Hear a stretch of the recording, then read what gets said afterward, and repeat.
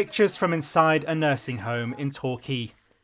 A reminder that this crisis is about more than the drama of hospital wards and intensive care units.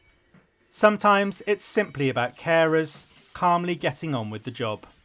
To start with, it was quite hard. A lot of the press was about the NHS, which is great, they do a brilliant job, but I think care homes as an industry, social care, we did get forgotten about slightly. Behind the scenes, we're just plodding along and trying to care for people, same as we always would, but it's nice to be forefront for a little while.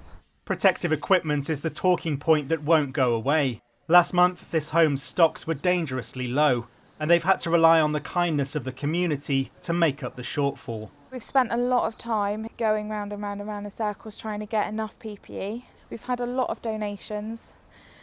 We've had a lot of good things happen. It's things like that that keep you going, because they're things that are going to be harder to get as we go down the line.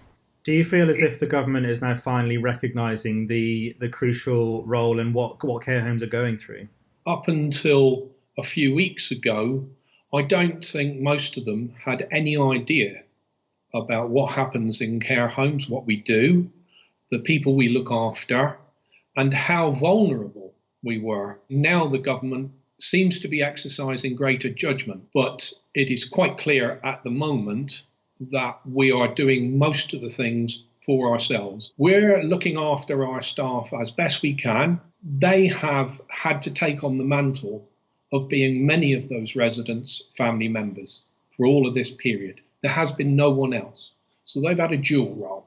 They're not just carers, they are those persons' contact to everything in their world. At this home in Plymouth, 13 staff members have moved in to live alongside those they care for. We've all had to leave our families and it's been hard, but knowing that we have each other and the residents makes it so much easier.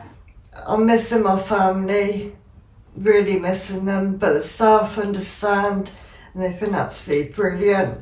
It's hard for them. They're struggling, they're not seeing their families. A lot of them got very young children, and they have been FaceTiming them, and their families have been bringing them up into the park so the girls can talk across to them. But yeah, incredibly difficult. They've made a huge sacrifice, really. It's a sacrifice everyone here is desperately hoping will pay off.